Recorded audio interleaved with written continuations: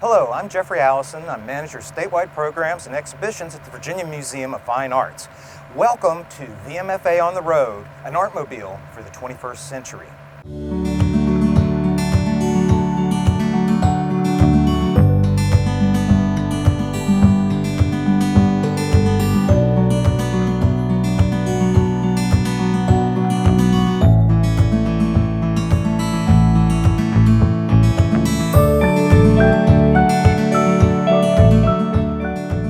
In 1953, the Virginia Museum of Fine Arts created the very first mobile art museum in the world.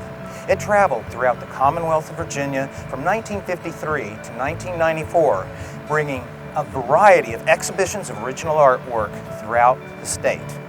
In 2018, we brought the new VMFA on the Road Artmobile. In its first 18-month tour, we served over 167,000 Virginians with an exhibition entitled How Far Can Creativity Take You? VMFA Fellowship Artists. Today we're going to introduce you to the second exhibition on board the Artmobile, Virginia Landscapes. Let's go in and meet our Artmobile team, Shakenya Best and Sean Kane, as they look at a variety of artworks in the exhibition and explain how this wonderful program works today. Hello, I'm Sean with VMFA on the Road. Welcome to the Artmobile, the Virginia Museum of Fine Arts fully accessible mobile gallery. Our new exhibit, A View from Home, Landscapes of Virginia, features 11 works in a variety of media, all depicting scenes from around the Commonwealth. We'd like to give you a taste of what you'll find on board today. While the COVID-19 crisis lasts, we are requiring masks and limiting the number of people who can be on board. Today we'll be practicing social distancing, but when you visit in person, we'll have our mask on. So come on in and view A View from Home, Landscapes of Virginia. The first work we'd like to focus on today is by George Johnson. Tailor, tenor, postman, George Johnson held many jobs throughout his life, but he was always an artist. Born in 1888, he began painting at the age of 5. As a teenager in Richmond, Virginia, he worked as an elevator operator, but took the opportunity to sell handmade postcards to his patrons. Seeing his talent, his employers asked him to illustrate advertisements for the newspaper. His career in art took a detour when he attended Hampton Institute to train as a tailor. After graduating, he worked as a singer in New York City and plied his trade as a tailor in New York, Hot Springs, Philadelphia, and Richmond. Back in Virginia, he entered the Postal Service, took correspondence courses in art, and in 1918 became an editorial cartoonist for the Richmond Planet, the city's leading African-American newspaper. His cartoons, many which featured the evils of segregation, the importance of education, and the trials of African Americans during the era of Jim Crow were reproduced in papers throughout the world. In 1948, he created a series of greeting cards featuring Ethiopians from antiquity to promote pride in African Americans' history. As a painter, he focused mostly on biblical and historical subjects, but he also created still lifes and landscapes. Idol of Virginia Mountains is one of his most expressive. The viewer is put high up in the Blue Ridge Range of the Commonwealth, and with loose strokes of turquoise, violet, gray, and brown, in places peach pigment suggesting the glancing rays of the sun, he has created a scene that is both universal and specific. In 1945, Idols of Virginia Mountains became part of the permanent collection of the Virginia Museum of Fine Arts, making it the first work by an African-American painter to be purchased by the museum. George Johnson said he wanted to render pictorially anything that would help him and others see truth, beauty, and to think. Hello, my name is Shakenya Best, and I am one of the coordinators for the Virginia Museum of Fine Arts Artmobile. Today I will give a portion of the virtual tour on the Artmobile. of 2 of the artists out of the 11 that are exhibited in A View from Home, Landscapes of Virginia. My first artist I will talk about is Miwaka Nishizawa. Miwaka Nishizawa is a Japanese-American artist who now lives in California.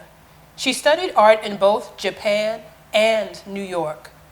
Nishizawa was invited to Virginia by Japanese art collectors Renee and Carolyn Balser to do a project called 12 Views of Virginia, which became a Virginia Museum of Fine Arts exhibition in 2014. The project started in 2009 and lasted for 5 years. Inspired by Kawase Hasui, woodblock prints in the 1920s, she traveled all around Virginia sketching and taking pictures of landscapes. Nishizawa says, Virginia's natural colors are similar to those in Japanese landscapes, which makes woodblock a fitting medium for a series. Her artwork in the exhibition is titled Cape Henry Lighthouses, and it's an edition of 50. This is number 4. The medium is woodblock print, ink and color on paper, and it was completed in 2014. We see the original large Cape Henry lighthouse from 1792 and the newer 1881 lighthouse constructed 350 feet from the original one. There is a circular sweep of the newer lighthouse lamp. The storm is represented by diagonal lines across the entire print, and we see a pattern of turbulent ocean waves. This scene is located in the northern tip of Virginia Beach. This print follows the traditional Japanese practice of having seals and signatures. There are 4 here. There's the artist signature, artist seal, and 2 sponsors' seals. Ukiyo-e means pictures of the floating world, a traditional style of Japanese woodblock print popular during the 17th through 19th centuries. It captures social life and daily life of common people, famous theater actors, courtesans, city life, and landscapes. It's divided into 2 lines. Shinhanga is the direction Nishizawa follows. For the 12 Views of Virginia, she is the sole creator and printer of the entire series. It took her 2 to 6 months to complete each print.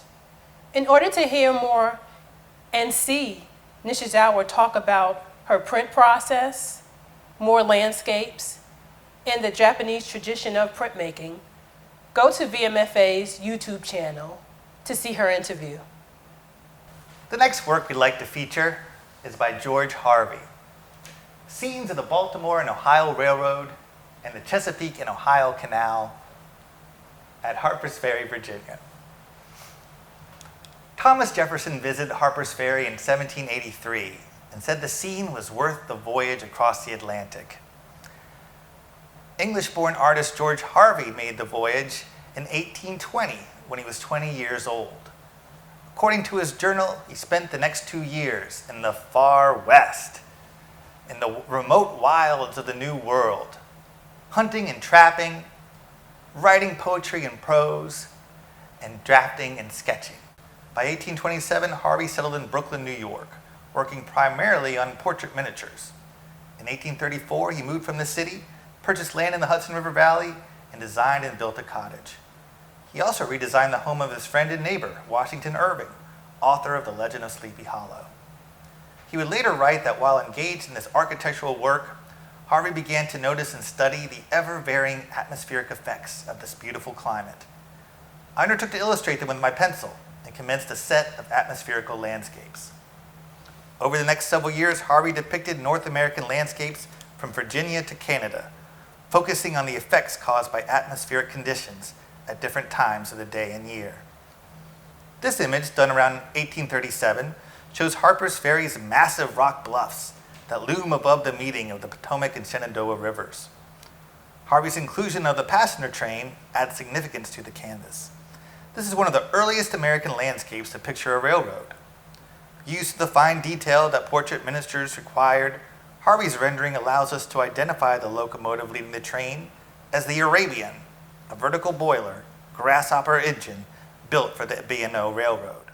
Known for his watercolors, this work is also distinctive because it's one of the few surviving examples of his work in oil. Brian Palmer is a Richmond-based photojournalist who studied photography and worked in New York.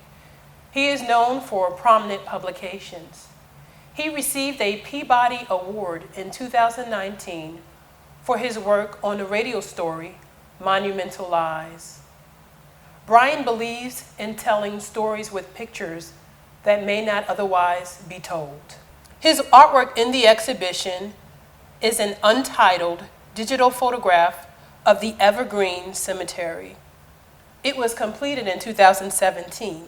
What we see in this landscape is a section of the 60-acre cemetery that shows it overgrown with kudzu, which is a vine weed that smothers other plants, trees, and stops it from receiving sunlight. This photograph is an example of the challenges Brian Palmer and volunteers face to restore and reveal the burial markers and graves within the entire cemetery. Evergreen Cemetery is a historic African-American burial ground that reveals African-American history and community of many who were born enslaved. Founded in 1891 because white cemeteries in Virginia were closed to African Americans and didn't desegregate until the 1960s. Evergreen fell into disrepair by the 1970s.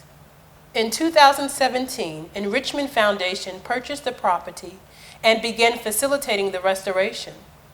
All 60 acres is in the city of Richmond. It is the resting place of Maggie Walker, first African-American female bank president, and John Mitchell Jr., editor of the Richmond Planet newspaper, one of America's first African-American newspapers. Sean talked about George Johnson, whose artwork is also exhibited in the ArtMobile. George Johnson worked for John Mitchell Jr. He created souvenir and editorial cartoons for the newspaper. To learn more about Brian Palmer's endeavors to restore East End Cemetery, another African-American burial ground next to Evergreen Cemetery, go to eastendcemeteryrva.com. To volunteer for his organization, Friends of East End, go to friendsofeastend.com. If you want to hear an interview of Brian Palmer talking about the history and the projects of the cemetery and learn more about his photography strategies and styles, go to VMFA YouTube channel.